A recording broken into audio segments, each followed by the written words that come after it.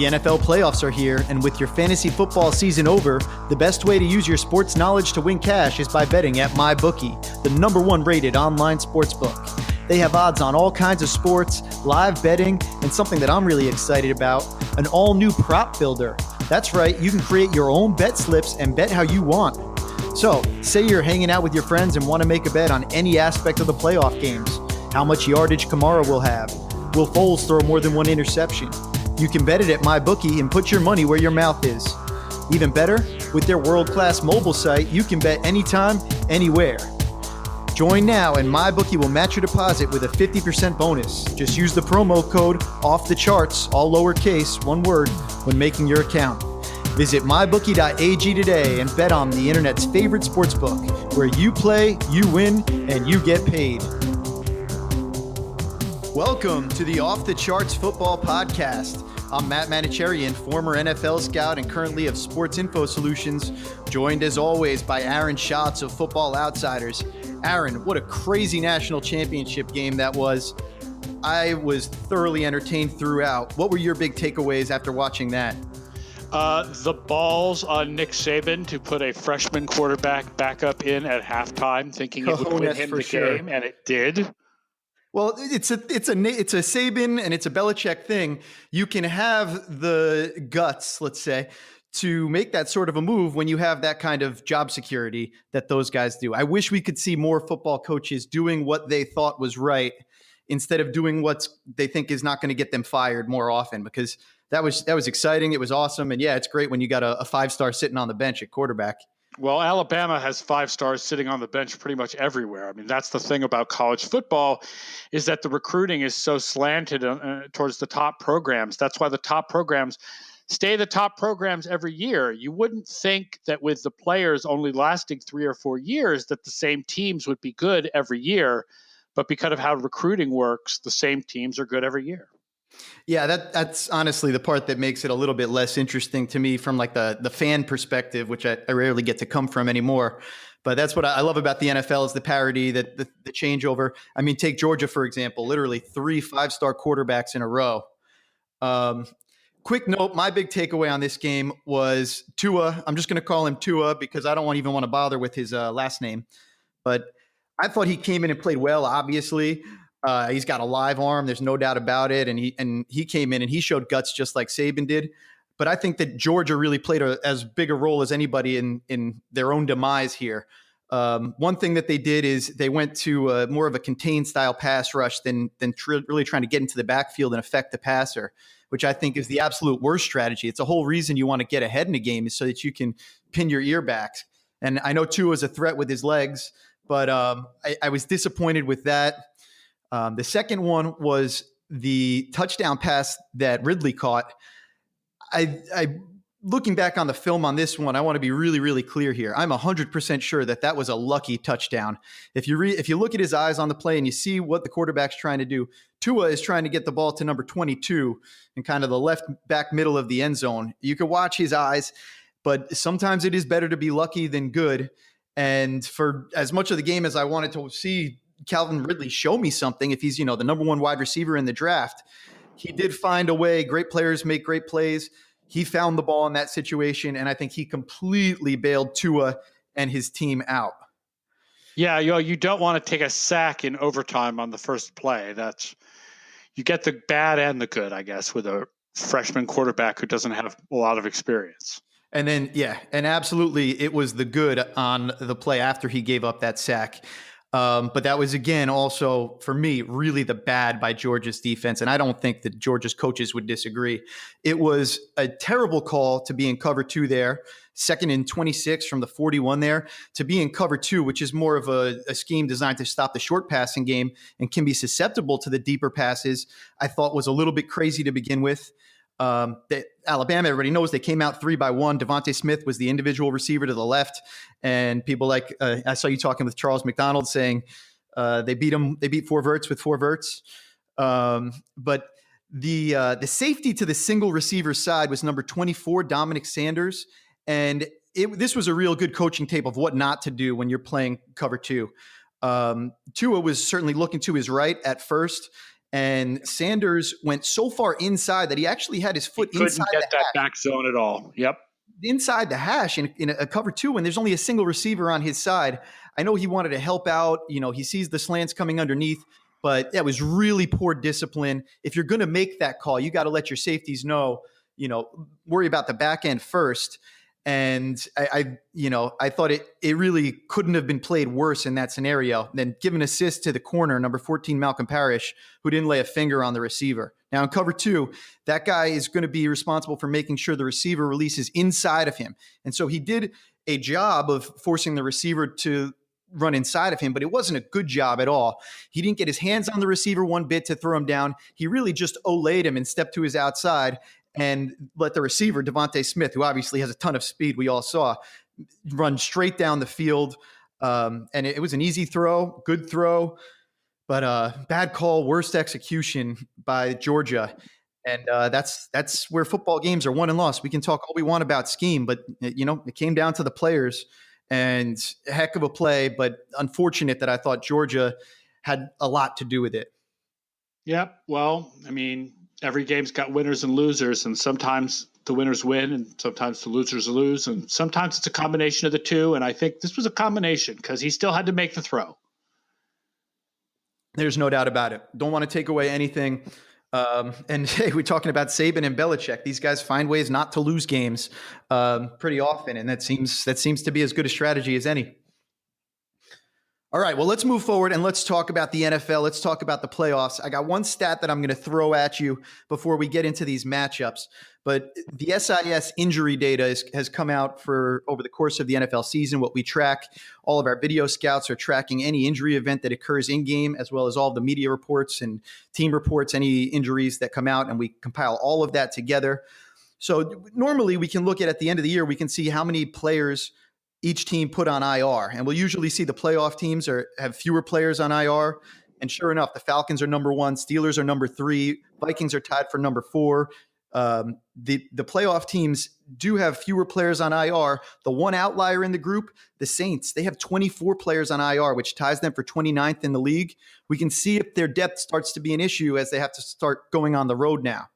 Now the Patriots were also a team with a lot of injuries. Maybe not quite as many on IR, but they're also very high in injuries this year. But they seem to be every year. Patriots, 15 IR players right now. That ties them for 11th in the league, 11th fewest in the league. And then what we were able to do this year because of the SIS charting data is we can talk about on-field injuries. And so these are actually the injuries that are happening during games that our scouts can witness. Anything from a stretcher and you're leaving the field to you just get dinged and you need a few plays. Really, really fascinating. We get 5 playoff teams in the top 6 in the top 7 in terms of fewest on-field injuries. So the Steelers, Patriots are tied for first. They each had 26 on-field injuries this year. Vikings, Eagles, and Jaguars tied for 4th with 30. The Saints are tied for 7th. The Titans tied for 12th, and the Falcons all the way at the bottom, they're tied for 14th. So while the IR numbers are interesting because that'll tell you something about, you'll get all the practice injuries and you'll find out how many guys actually are gone for the entire season. The on-field injuries happen to the guys that tend to be playing more often, which, stands to reason. And so the guys that you really need to be on the field, now this doesn't incorporate how much time they took to come back. We're still rolling through all of our different ways that we like to slice and dice our injury data, but certainly interesting that every of the 8 playoff teams, they're all in the top 15 in terms of fewest on-field injuries during the season. It goes to show you that this is a league about health, and availability is your greatest ability. Let's jump into the games. All right, first game up is Falcons-Eagles. What do you find interesting about this matchup? This is a hard one. This is the preview that I'm going to be writing for the Football Outsiders game previews, and it's a difficult one to write because who is Nick Foles? I think a lot of this game comes down to who is Nick Foles.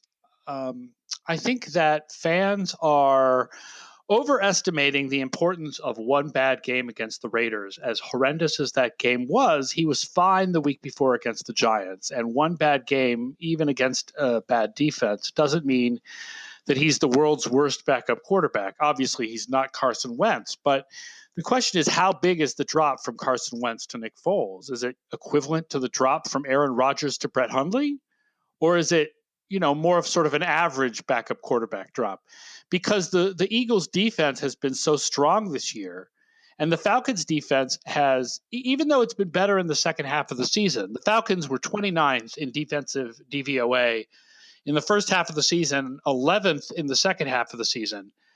But even still, the Falcons defense, the production never matches the hype around the talent on that defense. It just seems like they look better on film than the actual results look on paper, or actually better than the actual results look on the field.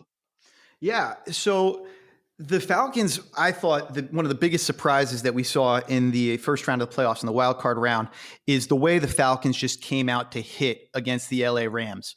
The Falcons defense, we all know they're built on speed. And I thought what they combined with that on both the defensive side and on the special team side is that they brought a playoff level of ferociousness to this game. And, when you're standing there on the sidelines for a playoff game, I remember being in New Orleans when we went up for the Marshawn Lynch Beast Mode game up in Seattle, just seeing the way those Seattle players running down the kickoff, the ferociousness is really the best word that I can think of to describe it, which when you combine with their athleticism was something that honestly we weren't prepared for. And I think that was the difference in that game. And I thought that was the difference in the Falcons-Rams game. And, credit some of that for playoff experience. Ding me a little bit for not coming up with better stats to measure things like ferociousness. I'm not sure what stat would measure that, because, you can measure results, but how you get to what's hard with stats is measuring how you get to the results. Is it good decision making? Is it stronger muscles? Is it being more ferocious? Stats do a better job of measuring the actual result than how you get there. Right. Well, it's certainly easier to measure results than it is to measure process. But I would argue that if we start getting a better sense of how the process is going, as you mentioned, ferociousness is probably a little bit farther off than learning about some other things as far as we're getting there in terms of pad level and things that might be a little bit more objectively observable. Regardless, I thought that was the big difference. And one thing that we did in some of our research here was we looked at the Falcons and how they performed in the first half of the season before week 9 over this, and then the second half. And they changed a lot in terms of how much yards after catch they were allowing, and specifically yards after contact after the catch. And before week 9, they were allowing 5.3 yards after contact per reception with a 12.7% broken tackle rate on those plays. So that's broken tackles divided by broken and made tackles. That put them at 31st in the league. Meanwhile, after week 10, huge improvement. It drops down to 4.8 yak per reception, which is 6th in the league, and 9.3% broken tackles, which again moves them up to 6. So I think a little bit of what we saw was a steady improvement over the course of the season in their ability to play within their scheme, that cover 3 scheme where they're going to rally up and tackle. And then I thought that combined with just a really excellent football performance by them, they really came out to play, and they took it to the Rams, who had been, one of the best teams all season long. Yeah, the other thing I'll say about the Falcons defense improving in the second half of the year is that it was actually a stronger improvement than it might look like otherwise, because their opponents improved. Their average DVOA of opponents in the first half of the year was minus 2.2%.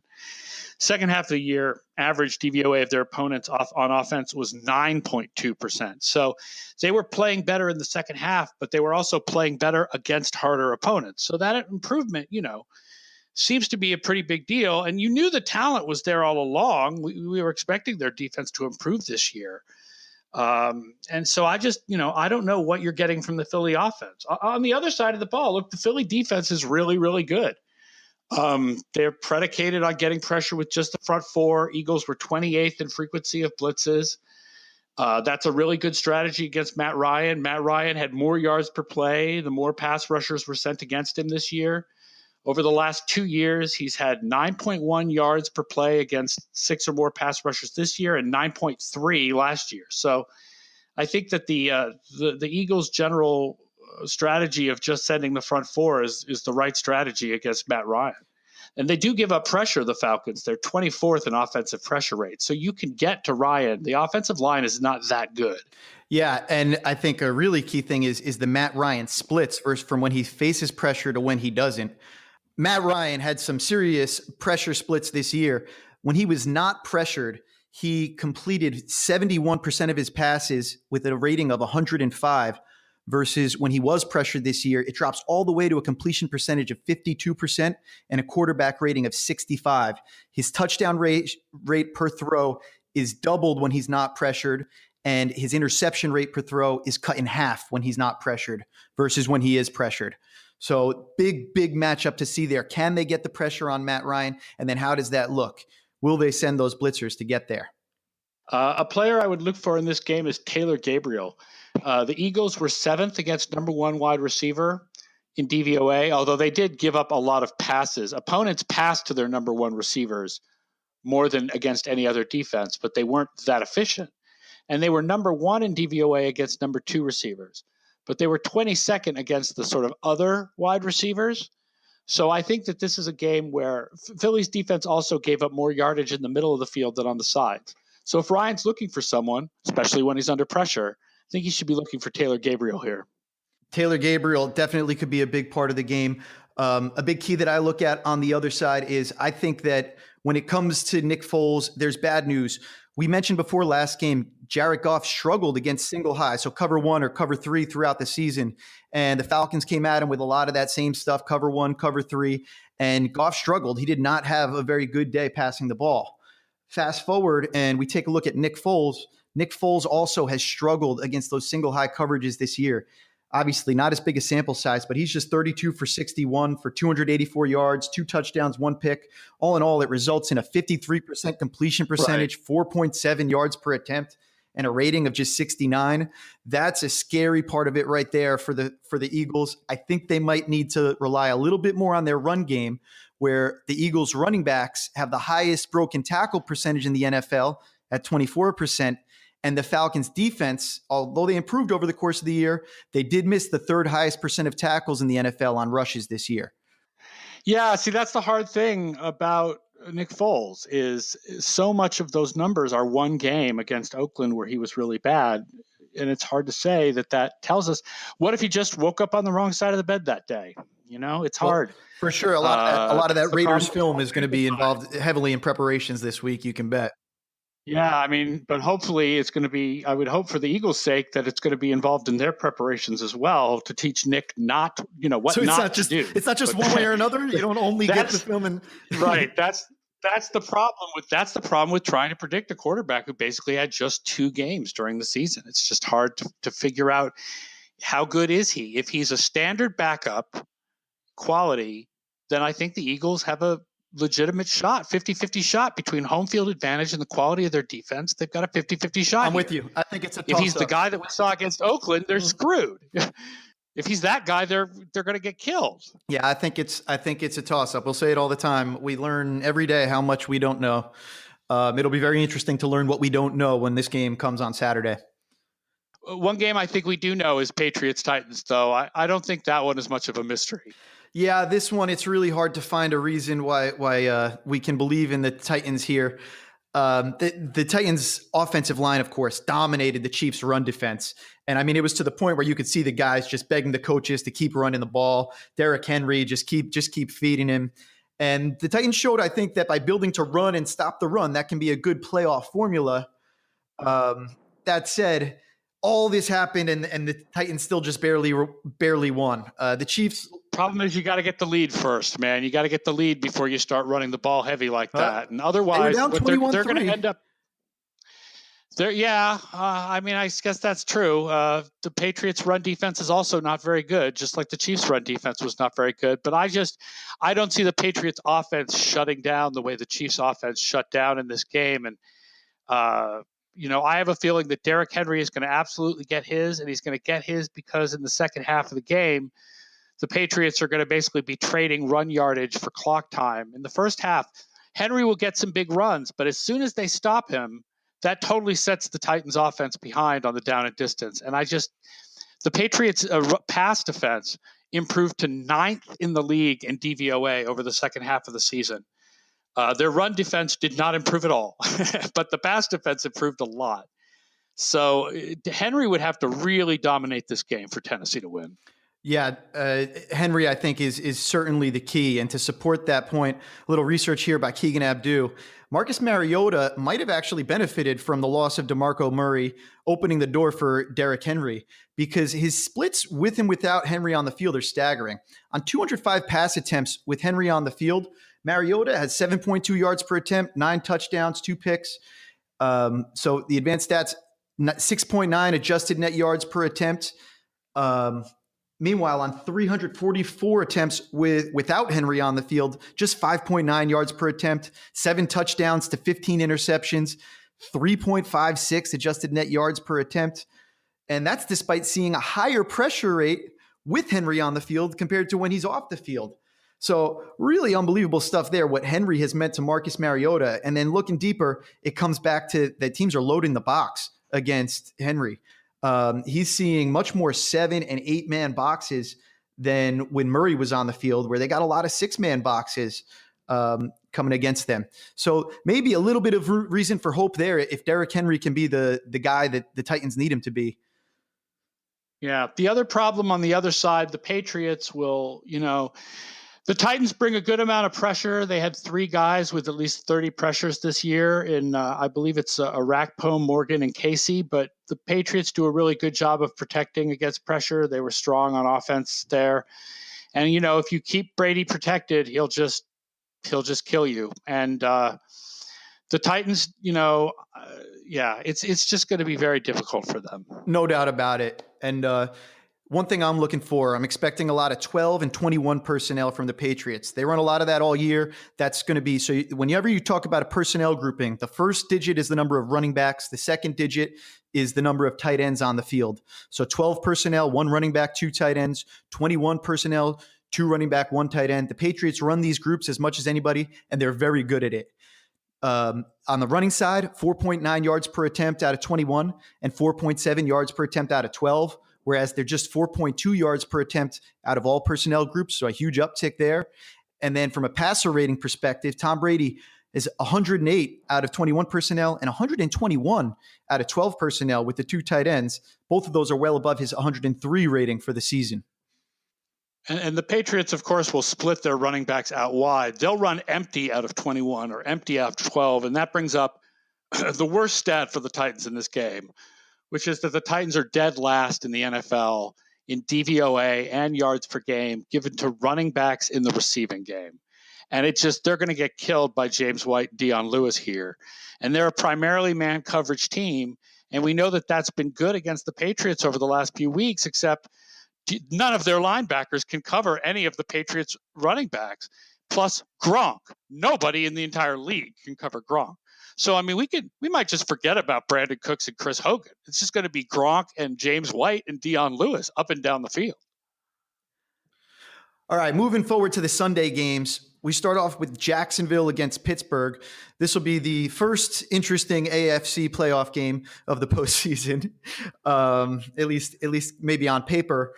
But one thing that could throw it off the rails is if Blake Bortles looks like he did last week.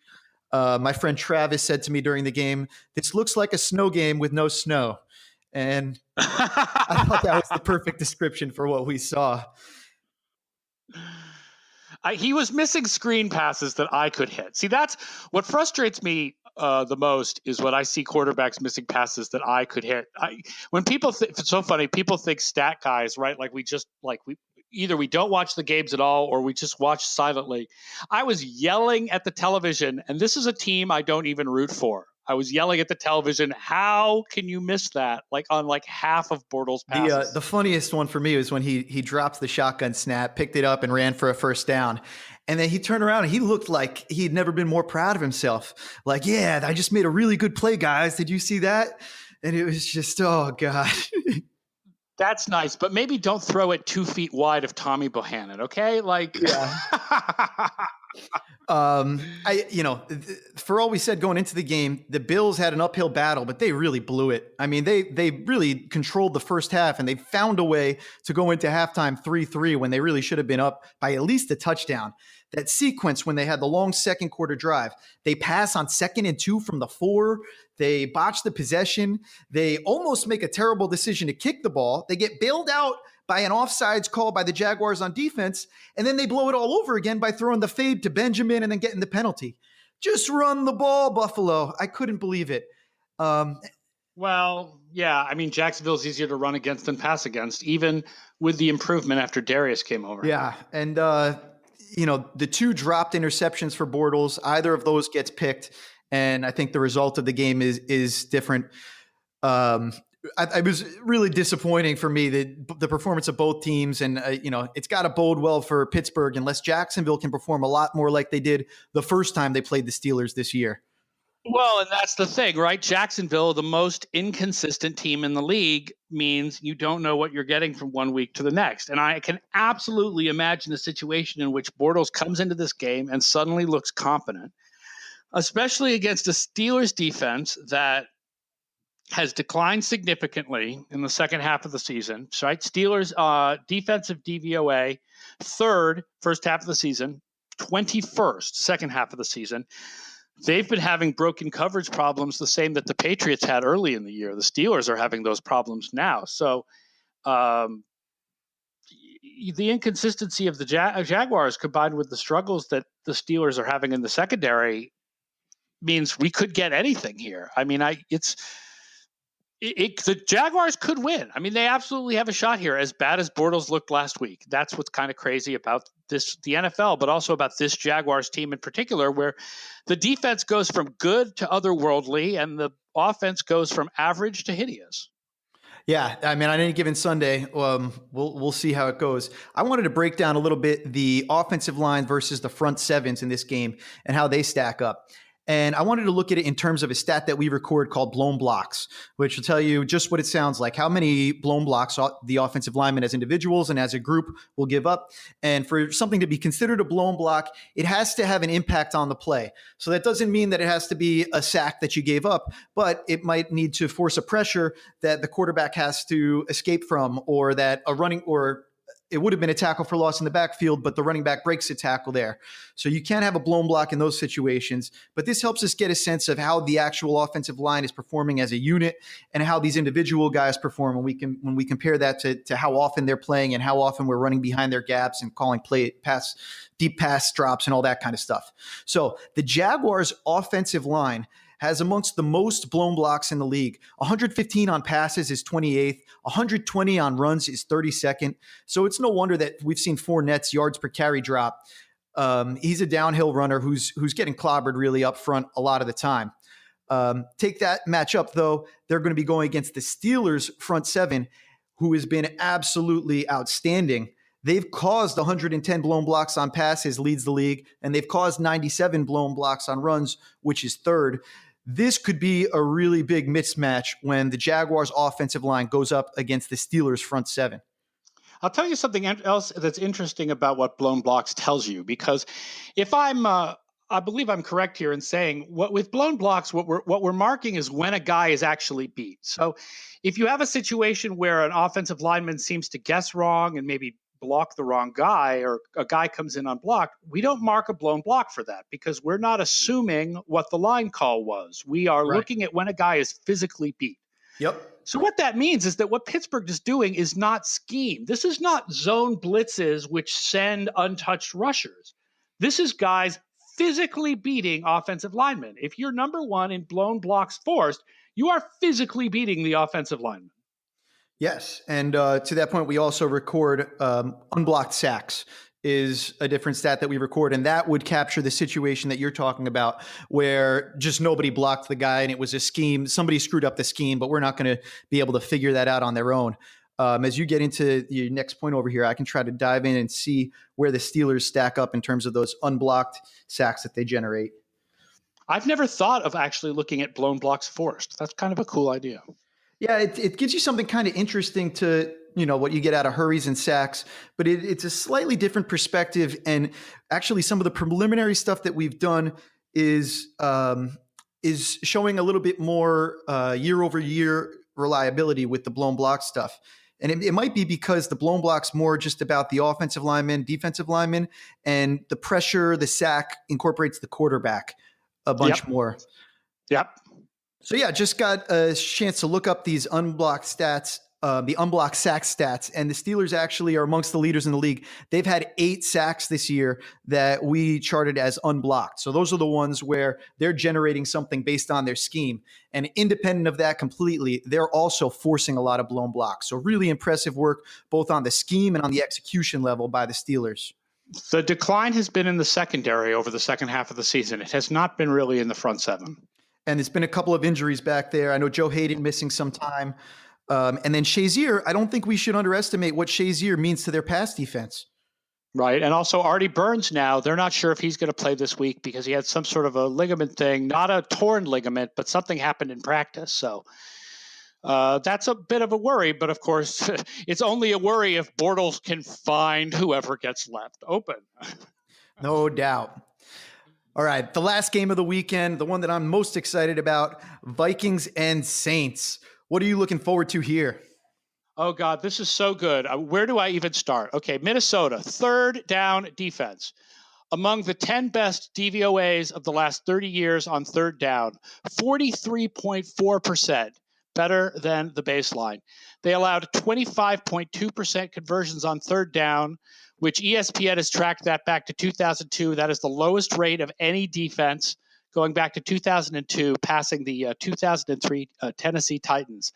So just a phenomenal third down defense by Minnesota, which means even if you succeed on first and second, even if Kamara and Ingram get their yardage on first down, that the New Orleans is going to struggle on third down because the Minnesota defense has been so good. And it's really interesting that Drew Brees has thrown much shorter on third down than he ever had in the past, right? In the past, he was kind of a high Alex guy on third down, Alex being our stat that measures how far guys throw on third down compared to where the sticks are. And this year, he was near the bottom of the league. So they're depending on yards after the catch and broken tackles. That gets us into broken tackles, which is another fascinating stat in this game. So the Saints had a broken tackle on 14.2% of all plays, which was best in the league. But the Vikings were near the bottom of the league, 31st with only 85 broken tackles. On the flip side, the Vikings were 7th in the league in broken tackles on offense, while the Saints had the best defense in the league on broken tackles. So it's strength against strength on both sides of the ball. And check out this. Here's another strength against strength. You mentioned the third downs. I'll see your third downs and raise you red zone. The red zone defense for the Vikings has the fourth worst passer rating against in the red zone, while the Saints offense has the 5th best passer rating in the red zone. So strength against strength again there when they get into the red zone. And that's where, threes become sevens. And I think a big part of the game could go there. Jumping back to your third down point, the Saints, what they were able to do in a lot of their last week's game, and this is something that my old boss, Mike Lombardi, another podcaster on the Bill Simmons Network, will talk about a bunch. They did Canadian football first downs. If you make a first down on first or second down, you don't ever have to get to third down. And that was a really effective strategy. It tends to be an effective strategy that, just getting a first down in 2 downs works out well for you. Probably easier said than done, though. Yeah, it's phenomenal. This is a phenomenal game. I think the winner of this game is going to represent the NFC in the Super Bowl. I mean, no disrespect to the Falcons, but the Falcons were not as good during the season as these two teams. The Eagles have the injured quarterback. This is effectively the NFC Championship game as far as I'm concerned. It's just a phenomenal matchup of really well-balanced teams on both sides of the ball. I would also look for Breeze to go wherever Xavier Rhodes is not. I think that there's weaknesses in the Vikings secondary if you stay away from Xavier Rhodes. Yeah. One thing that's interesting is just looking ahead and thinking ahead, I do think that this is a Saints team that's built to travel a little bit more, obviously, than some of the other Saints teams. And I think you could say the same thing about the Vikings with their strong defense. They have to go outside, though, and play in Philadelphia in the championship game. Keenum and Breeze, I think, these are two quarterbacks that I love, and I want to be clear about how little I tend to care about arm strength most of the time when evaluating quarterbacks. But Keenum and Breeze, especially at this point in Breeze's career, are two of the lesser arm strength guys in the NFL. And there could be something to that matchup there. Certainly, if you look back at Breeze younger in his career, that was always a big deal, having to go outside, play in the Chicagos of the world and places like that. Although I will say that ridiculous cold snap that we had for a couple of weeks is over. Thank God. So, yeah, the weather in these couple of games on Saturday in Philadelphia, they're calling for morning showers and a high of 47. Right. Although it'll be colder, obviously, by the time you get to like 4 o'clock in the afternoon and the sun starts to go down. And then a week from now, obviously, you can't completely predict a week from now, but they're also calling for mid-40s. And the same goes for by the way, for Foxborough. So I don't think that the weather is going to affect the Falcons, the Titans, as much as you might expect. And if the Eagles do win this week, I don't think that the weather next week will affect the Vikings or Saints as much as you might expect, because it doesn't look like we're getting the bitter cold. Right. And then the other part of it is that the winner of this game could very easily be hosting that next game. We could be looking at a scenario where the Vikings could host 3 games in a row now from here on out. And I'm sure they're hoping for that. I'll tell you, one of the fascinating things I read yesterday is that the plan is that the NFC winner will use the University of Minnesota workout facilities while the AFC winner uses the Vikings. But they're planning to switch it if the Vikings make the Super Bowl. And I actually think that's a little unfair. That's hugely unfair. The Vikings should have to, quote unquote, go on the road and go to the University of Minnesota facilities if they make the Super Bowl. I think the reason why they're switching it is because of the awkwardness of the Patriots or Steelers or Jaguars, having to go to the Vikings facility while they're playing the Vikings, right? Like, could the Vikings be spying on them? But there's got to be some way to protect against that sort of thing. I think that letting them use their home facilities for the week seems a little bit unfair. I mean, we could be having a Spygate on steroids with that kind of thing. We could have, the Vikings trying to spy on the Patriots inside their own facility, and then the Patriots trying to spy, sending people out to the University of Minnesota, where, by the way, the Vikings did they used as their home facility for 2 seasons before last year. So yeah, it's not something they're unfamiliar with. In Minnesota, it's called Spygate, It is. Well, I was saying they should just remove the roof from the stadium. Wasn't it retractable, or weren't the birds all flying into it? Just get rid of that thing, make it colder. Glass. And if you could get rid of the thing, I think you'd make the Saints theoretically struggle a little bit more. It might play it into the Vikings. Except the Vikings are used to playing inside too now. So absolutely, it will be fascinating. It's going to be an awesome game. This is the best weekend of football of the year. I think everyone agrees that divisional round weekend is usually the best weekend of football. You get 4 games instead of just 2 for conference championships, but they're almost always good games. The Patriots-Titans looks not quite as good as the other 3, but it looks like a pretty darn good weekend of football. I'm looking forward to it. Yeah, I'll enjoy 2 days of 2 games each, as opposed to when they start taking it away and we just get down to 1 day of the championship games, and then finally the solo Super Bowl, and withdrawal sets in. And then we get to watch film for months. film and spreadsheets in certain cases. All right, we'll sign off. As a reminder, please support the show. Tell your friends. Rate the show. Share it. Our MyBookie promo code is off the charts. That's all lowercase, one word. And you can catch us on Twitter at sportsinfo_SIS, at FB Outsiders. And we are looking forward to an exciting weekend of football.